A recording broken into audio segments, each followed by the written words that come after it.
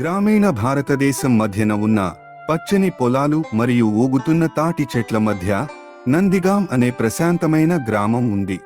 అక్కడ జీవితం చాలా ప్రశాంతంగా ఉండేది. గ్రామస్తులు తమ రోజులని సంతృప్తిగా మరియు ఆనందంగా గడిపేవారు. అయితే ఈ ప్రశాంతతకి గల కారణం వెనుక తరతరాలుగా గ్రామాన్ని వెంటాడుతున్న ఒక చెడు రహస్యం దాగి ఉంది. చాలా సంవత్సరాల క్రితం రమణన్ అనే సంపన్న భూస్వామి నందిగాంని ఉక్కు పిడికిలితో పాలించడంతో ఇదంతా ప్రారంభమైంది. అతని దగ్గర చాలీచాలని జీతాల కోసం మండుతున్న ఎండల కింద ఎదురు చూడాల్సి వచ్చేది. అంత క్రూరమైన వ్యక్తి అతను. గ్రామస్తులలో ఆగ్రహం పెరగడంతో చేతబలి మరియు శాపాలు పెట్టటం ప్రారంభించారు. ఒక భయంకరమైన రాత్రి ధైర్యవంతులైన గ్రామస్తుల బృందం రమణన్ను ఎదుర్కోవాలని నిర్ణయించుకున్నారు మరియు వారి బాధలకు న్యాయం చేయాలని డిమాండ్ చేశారు.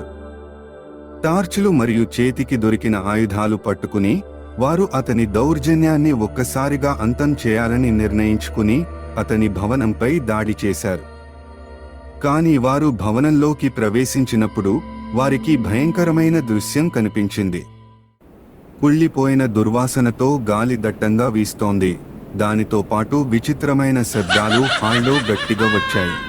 మినుకుమనే టార్చ్ లైట్ కాంతిలో నీడలు ఊగుతూ ఉన్నాయి. ఒక్కసారిగా గొలుసుల చప్పుడు గాలిని ఆపేసింది. వారి గుండెల్లో పెరుగుతున్న భయం వదిలిపెట్టి గ్రామస్తులు తమ దృఢ సంకల్పాన్ని బలపరుచుకున్నారు. వారు భవనం మధ్యకు చేరుకున్నప్పుడు రమణన్ ఒక బలిపీఠం ముందు మోకాళ్లపై కూర్చున్నట్లు చుట్టూ వింత గుర్తులు మరియు మర్మమైన కళాఖండాలు ఉన్నాయి.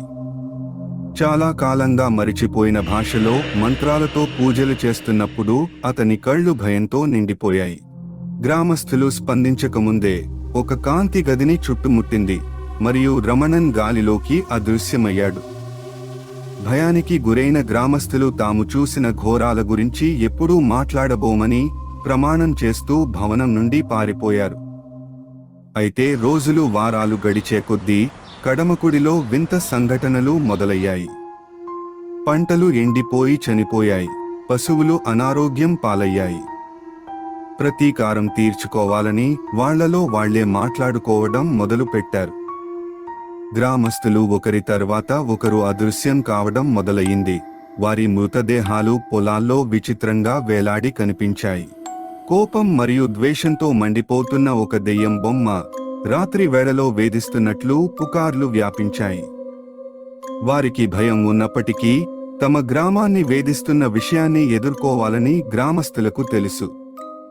అర్జున్ అనే యువకుడి నాయకత్వంలో ధైర్యవంతుల బృందం నందిగాంని వెంటాడే నిజాన్ని వెలికి తీసేందుకు బయలుదేరింది. పురాతన గ్రంథాలు మరియు రక్షక కవచాలతో ఆయుధాలు ధరించి వారు అడవి లోపలికి ప్రవేశించారు. ఇక్కడ అతను చేతబలితో శపించబడిన పురాతన శ్మశాన వాటిక గురించి అర్జున్ మాట్లాడాడు. వారు అడవిలోకి లోతుగా పరిశోధిస్తున్నప్పుడు గాలి మరణం యొక్క దుర్వాసనతో భారీగా పెరిగింది మరియు చెట్ల నుంచి ఏడుస్తూ మూలుగుతున్న శబ్దాలు వచ్చాయి. నీడలు పొగమంచు గుండా మాయమైపోయాయి. వింత శబ్దాలతో గాలి అలుముకుంది. కానీ అర్జున్ మరియు అతని సహచరులు వారి చేయాలనుకున్న దాన్ని భయపడకుండా కొనసాగించారు. చివరగా వారు శ్మశాన వాటికకు చేరుకున్నారు. పొగమంచు మరియు చీకటితో కప్పబడి ఉన్న ఒక ఏకాంతమైన అడవి. దాని మధ్యలో శిథిలమైన సమాధి ఉంది. దాని రాతి గోడలు మీద వింత గుర్తులు మరియు ఆకారాలు చెక్కబడ్డాయి. వణుకుతున్న చేతులతో అర్జున్ సమాధి వద్దకు వచ్చి లోపల నివసించే భయంకరమైన ఆత్మలను శాంతింపజేయాలని ఆశతో పురాతన మంత్రాలను జపించడం ప్రారంభించాడు. అకస్మాత్తుగా వారి క్రింద భూమి కంపించడం ప్రారంభించింది మరియు చెవులు పగిలిపోయే గర్జనతో సమాధి పగిలిపోయింది. చీకటితో అడవి మొత్తం నిండిపోయింది.